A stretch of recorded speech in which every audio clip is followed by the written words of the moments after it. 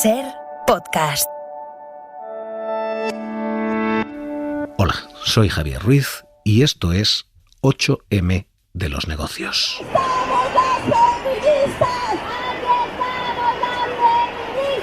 ¡Aquí estamos las feministas!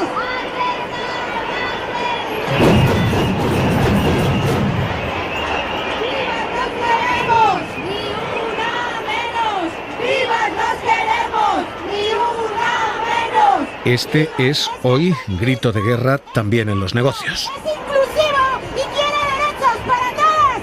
¡Todos los días! ¡Derechos para todas! Para hacer balance de la mujer en el mercado laboral, porque tanto sus tasas de acceso, de paro, son mayores, la precariedad se escribe en femenino, como sus salarios son menores, la precariedad se escribe en femenino, como las altas direcciones son lentas, también allí la precariedad se escribe en femenino. ¡Todos los días! Así que hoy hacemos balance de esos 3 escalones tras décadas de una incorporación de la mujer al mercado laboral que siguen moviéndose con un retraso y sobre todo con una discriminación que demuestra que la velocidad que llevamos es demasiado lenta. Décadas después, hoy Elsa Llorente arranca haciendo ese recorrido, el de quienes llevan décadas luchando por la igualdad laboral.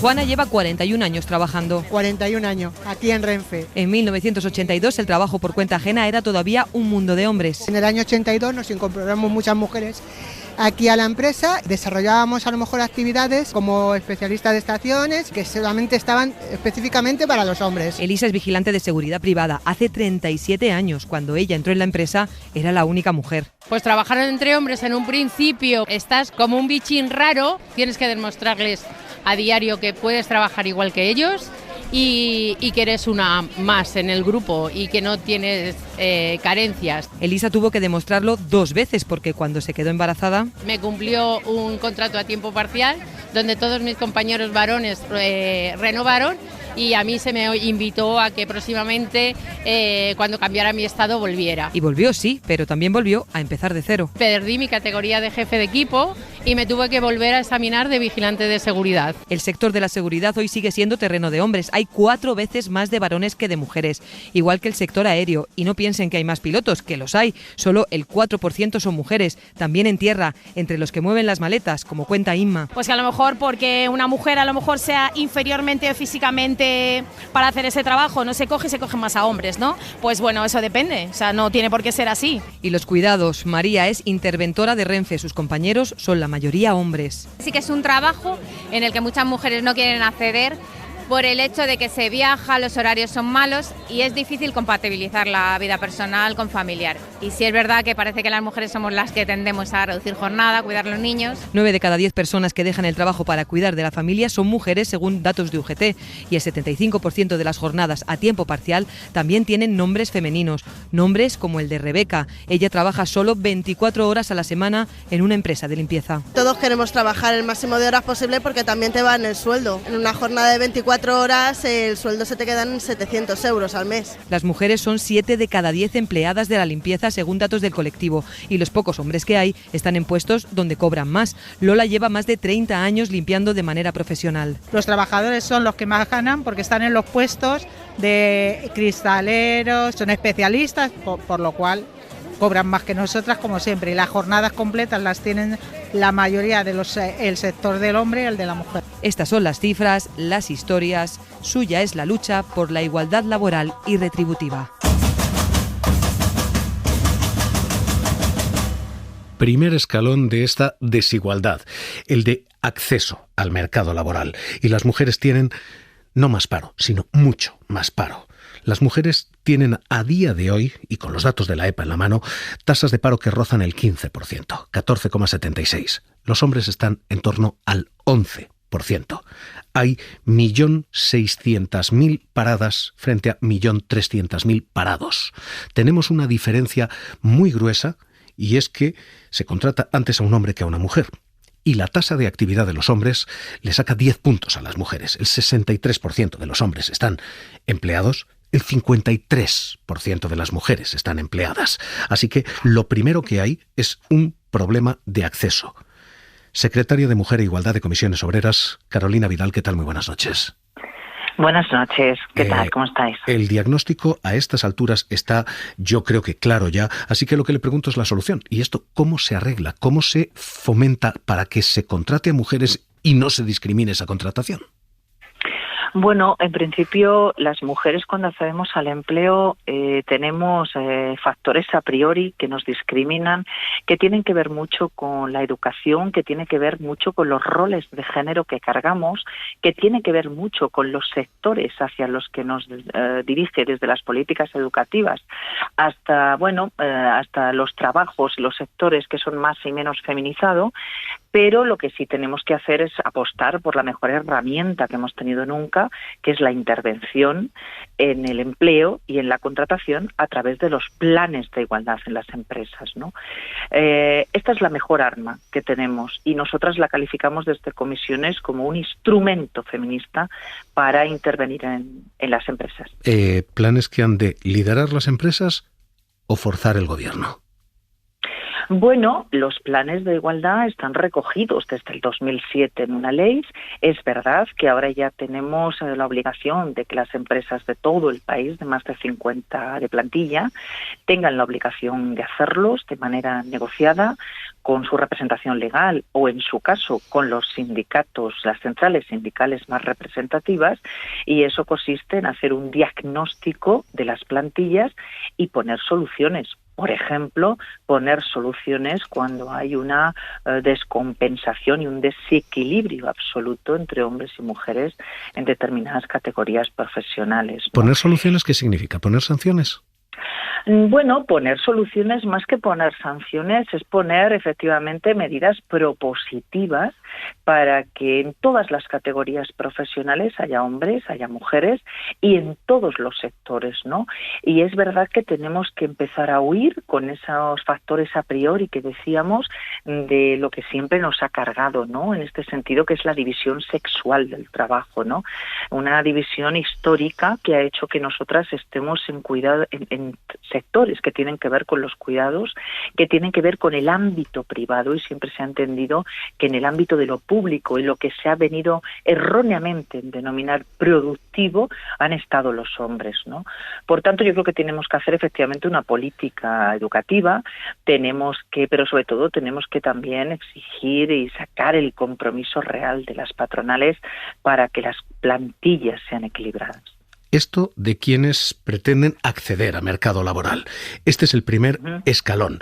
Y el primer escalón es literalmente el de que las mujeres en muchas ocasiones no consiguen entrar, que sus tasas de paro son infinitamente más altas que las tasas de paro que existen entre los hombres. Una vez cruzada esa puerta, una vez contratadas, sigue habiendo un problema de desigualdad. De nuevo la precariedad se escribe en femenino. Los hombres cobran más y el escalón de una vez contratadas suena así. El salario es algo que sí que me preocupa y sí creo que todavía hay brecha. Sí que he podido comprobar la brecha salarial en empresas grandes, sobre todo, haciendo el mismo trabajo. Cobramos menos, es verdad. Sí, lo comprobé. Sí, ganaban más los hombres y es algo que no me parece normal. En una misma empresa, ejerciendo el mismo puesto, porque la mujer tiene que cobrar menos. Incluso midiendo de manera estándar por hora trabajada, las mujeres cobran menos. Y suelen cobrar menos porque sus turnos son más jornadas parciales, son contratos temporales. Carolina Vidal, secretaria de Mujeres e Igualdad, ¿y esto cómo se arregla? ¿Aquí hay alguna posibilidad de inspeccionar, de vigilar esto? Bueno, la brecha salarial, es verdad que no podemos estar orgullosas de la brecha que mantenemos en este país, que en este momento en Comisiones Obreras la hemos cifrado en este 2022 en el 20,9, pero es verdad también que partimos de una brecha que llegó a datos del 31,4% en el año 2014. ¿Qué ha pasado? ¿Qué hemos hecho para que la brecha disminuya? Bueno, pues ya tenemos la propuesta y ya tenemos la experiencia. El diálogo social ha sacado unas subidas poderosas del SMI que ha hecho incrementar los salarios de quienes son relaciones laborales más precarias donde estamos las mujeres. El último ANC que suscribimos con las patronales ya cerró en su momento que el salario mínimo para poder sobrevivir en los convenios colectivos teníamos que pactarlo al menos en 1.000 euros. Hoy ya tenemos 1.080 de salario mínimo interprofesional. Tenemos una reforma laboral que también fue fruto del diálogo social, que ha procurado que tengamos menos temporalidad que nunca en las mujeres y que desde luego tengamos también más mujeres contratadas y más mujeres de alta en seguridad social que nunca, probablemente, por ejemplo, como consecuencia de la regulación del empleo del hogar, ¿no?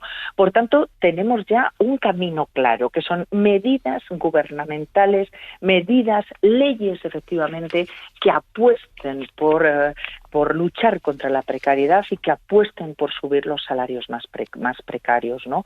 Nos quedan varias cosas, porque evidentemente la brecha salarial es consecuencia de muchas otras brechas salariales. La principal, lo mencionabas, ¿no?, que son el tiempo parcial. Gran parte de quienes tienen tiempo parcial en este momento, el 74% de quienes tienen tiempo parcial son mujeres. ¿Por qué? Bueno, la precariedad se ha instalado de manera estructural, que no coyuntural, a los sectores feminizados. Pero además, las mujeres tenemos tiempo parcial para poder cuidar. Lo estamos utilizando como fórmula de conciliación. Y es verdad que en algo estamos fallando y sobre eso tenemos que empezar a trabajar. Pues, secretaria de Mujeres e Igualdad de Comisiones, Carolina Vidal, gracias por estar esta noche aquí en Hora 25 de los Negocios. Un abrazo. Un abrazo a vosotros también, un saludo. Este es el segundo escalón. Primero, el paro, la dificultad de acceder. Segundo, el cobrar menos, el de la discriminación salarial una vez accedido. Tercer escalón, cuando se llega arriba, cuando se llega a la cúpula, esta es la voz de la excepción, no de la norma. Durante más de 150 años, clientes de todo el mundo han elegido... Ana Botín es una de las 3 presidentas, 3 de 35 empresas que hay en el IBEX. La otra se apellida Ortega, las dos son herederas de los fundadores de la empresa y solamente hay una presidenta sobrevenida y es Beatriz Corredor, en Red Eléctrica, una empresa pública. Así que las 3 son presidentas y las 3 son excepcionales en su acceso de una manera o de otra. Disrupción e incertidumbre. Y cuando uno mira a consejeros delegados, entonces el término correcto es ese, consejero delegado, porque solo hay una consejera delegada y es María Dolores Dancausa. La consejera de Bankinter es la única responsable ejecutiva en todo el IBEX 35. Es evidente que cuando se llega arriba, se llega así, pero muy despacio, a una velocidad muy, muy, muy lenta. Hoy el presidente de la CNMV decía, Rodrigo Buenaventura, se ha avanzado mucho, se ha caminado. En el año 2012 había un 12% de mujeres en los consejos de administración de las sociedades cotizadas. A cierre del 2022 había en torno a un 38% en el caso del IBEX y cerca de un 33% en el conjunto de las cotizadas españolas. En comparación con una recomendación de la CNMV del 40% para ese mismo año, cierre del 2002. Es decir, no estamos allí, pero casi. Pero estamos hablando de una mejora de 21 puntos porcentuales en una década, sin ningún instrumento más que las recomendaciones del Código de Buen Gobierno y, por supuesto, los esfuerzos y las acciones de las cotizadas. Y creo en ese sentido que la evolución, si miramos atrás, ha sido muy positiva. Y este era el mensaje que lanzan las empresas cotizadas, el de decir, llegamos solas, no es necesaria ninguna ley de paridad. La cuestión es si llegan solas y llegan a tiempo. O si la llegada es demasiado lenta. El gobierno parece empujar la segunda tesis, y es la de que esto es demasiado lento, que va demasiado despacio, y aprueba una ley de paridad para que el 40% de las mujeres se sienten en consejos de administración, que el 40% de esos consejos tengan composición femenina. Una ley que incluye sanciones y que el gobierno ha publicitado esta semana una vez. Ustedes sobre la ley de representación paritaria, en fin, ¿qué opinan? ¿Opinan que es una buena idea del Partido Popular Europeo, como ha planteado? Y dos, que nos va a permitir que a partir de ahora los consejos de ministros, por ley, sean paritarios, tengan la misma composición de hombres que de mujeres. Y 3. Una normativa que nos permita garantizar que la participación paritaria de las mujeres no va a ser solo una aspiración, un deseo o fruto de la voluntad de uno u otro gobierno, sino una obligación establecida por la ley para que podamos seguir avanzando de manera decidida en el ámbito de la igualdad de género. Y que tiene una pregunta abierta, y es si los plazos que fija se quedan cortos, si son poco ambiciosos, porque para cuando esta norma esté plenamente operativa, previsiblemente la incorporación del 40% se habrá cumplido ya. Eso es lo que dice el Observatorio de Referencia en Temas de Igualdad en los consejos de administración, es el que publican IES y Atrevia, que dice que en el año 2025 no vamos a estar ya en el 40%, sino en el 43,1%. Asunción Soriano, CEO de Atrevia, ¿qué tal? Muy buenas noches. ¿Qué tal? ¿Cómo estáis? ¿Demasiado lenta, demasiado poco ambiciosa esta norma o este es el ritmo, las empresas llegan solas? A ver, todo apunta a que las empresas van llegando y que desde luego lo que está ocurriendo en este país es una auténtica revolución, de la que yo creo que nos podemos felicitar. Efectivamente la cuestión es si puede meter un poquito más de acelerón, pero desde luego afortunadamente este camino es que ha sido impresionante cómo hemos ido evolucionando y estamos ya casi en la paridad, especialmente en las empresas del IBEX. Hay un problema con los nombres y los cargos, y es que es verdad que hay consejeras, muchas.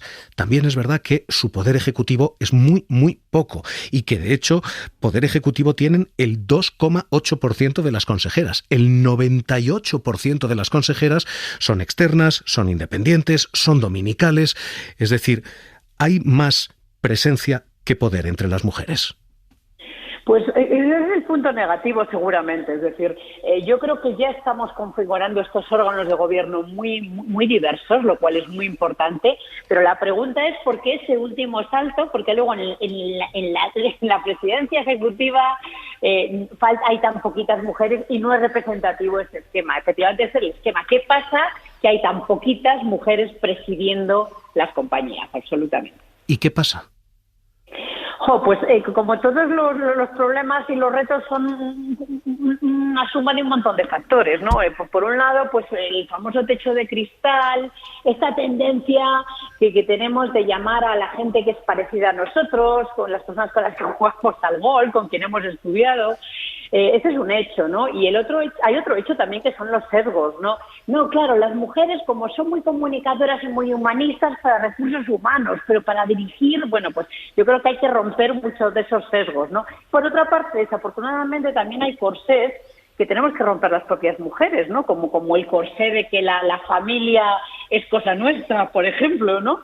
Y yo creo que es un ejercicio que tenemos que hacer entre toda la sociedad conjuntamente, es decir, entender una sociedad mucho más natural y sin sesgos. Hay al menos 9 empresas que no tienen a ninguna mujer en su consejo de administración.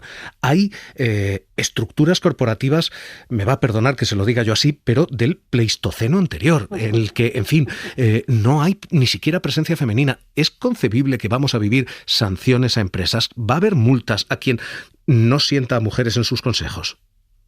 Bueno, eso es lo que se anuncia y de hecho eso es lo que aprobó el Parlamento Europeo en diciembre, es decir, que parece que hay una voluntad inequívoca por parte de Europa y de muchos países han emprendido ya de empezar a ponerse serios en sancionar. Lo que está claro es que una empresa que tiene clientes y clientas, que tiene inversores y inversoras, que tiene empleados y empleadas, es que es una marcianada que no tenga mujeres en puestos de dirección. Yo lo veo así, desde luego. ¿Concibe usted que habrá sanciones? Entiendo, doy por hecho que las va a haber, No me gusta toda esta parte de crear una confrontación en torno a esto y una polarización, pero parece que la tendencia va por ahí. Vamos a ver cómo es el desarrollo final de la ley. Pues CEO de Atrevia, Asunción Soriano, gracias por estar con nosotros aquí en la SER. Un abrazo y buenas noches. Un abrazo, gracias. Está ahora mismo la situación a los 3 niveles, en los 3 escalones. Hay un argumento más allá del de la justicia social, más allá del de la igualdad, más allá del de la equidad, de incorporación de las mujeres al mercado laboral. Y es el de que no solo es justo, es rentable.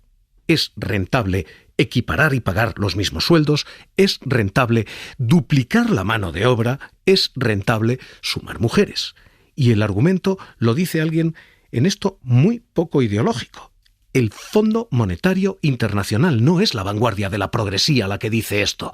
Kristalina Georgieva, mujer, economista jefe del Fondo Monetario, diciendo: Moving towards gender parity is actually good for everyone. It is good for women, but it is also good for men. There is no way for any society. Es bueno para las mujeres, es bueno para los hombres. No hay posibilidad de prosperar sin igualdad. People, men and women. It's very simple. If you ignore part of your capabilities, you sure come short. Quienes ignoran la igualdad se quedarán atrás, diagnostica el Fondo Monetario Internacional.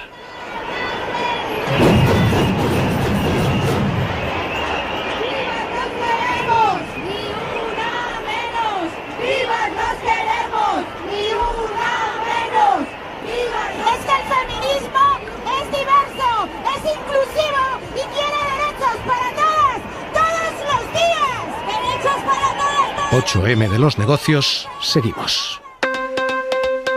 Hora 25 de los negocios.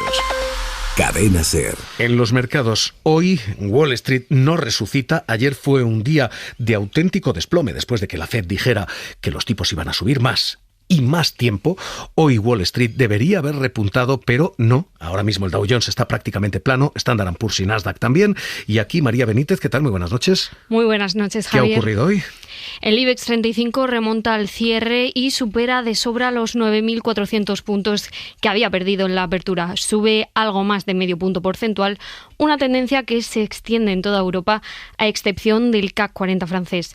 Positividad que sorprende después de que Eurostat haya anunciado que la economía europea se estancó en el último trimestre de 2022 y también mantiene el tono verde pese a los nuevos mensajes del presidente de la Reserva Federal. Ahora mismo este terreno había sido terreno de hombres. El de la inversión, el de la banca de inversión, había sido un terreno altamente masculinizado. Había, en pasado. Ya no, lo ha testado Pablo Anzola. Wall Street, uno de los puntos de inversiones más importantes del planeta. El año en que cumplí los 26 gané $49 millones. Ya no es solo cosa de ellos. Porque también ellas, Kona, están ganando terreno. Un ejemplo, Oprah Winfrey, una de las estrellas de televisión más reconocidas en Estados Unidos. Y según Forbes también, una de las inversoras de mayor éxito en todo el mundo. Al espejo de referentes como ella, las tornas han empezado a cambiar. Según la plataforma Escalable Capital, el porcentaje de mujeres inversoras se ha triplicado en poco más de un año. La brecha de género se está estrechando año a año. En julio de 2021 teníamos aproximadamente un 7% de mujeres inversoras en nuestra plataforma. Este año ya estamos alrededor de un 24%. Son datos de su cartera de clientes, explica Adriana Morín, cifras que reflejan la que ya es una tendencia en el mundo financiero. Mujeres inversoras no conozco en mi familia. Es el caso de Mónica, tiene 29 años. No hablamos sobre eso. En mi grupo de amigas tampoco. Ella no es broker, de hecho nada parecido, se dedica a la educación infantil. He empezado a invertir hace muy poco porque he leído y escuchado noticias sobre la inflación y tenía un dinero Pero ahorrado. Desde hace años, muchas Mónicas empiezan a romper la brecha en un mundo tradicionalmente masculino. Y lo que tenemos que hacer ahora es hablar sobre dinero y así influir unas sobre otras. Para saber cómo y en qué invierten ellas, preguntamos de nuevo a Adrián. Nuestras clientas son más cautelosas y menos impulsivas en la toma de decisiones. Son más disciplinadas en cuanto a su capacidad de ahorro. La educación financiera deficiente en nuestro país, dice, es clave para seguir rompiendo techos también aquí en bolsa. Hoy, 8M de los negocios, cerramos.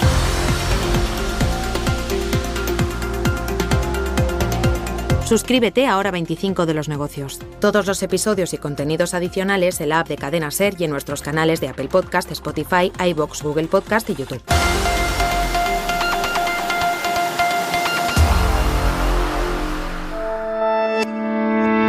Cadena SER. La radio.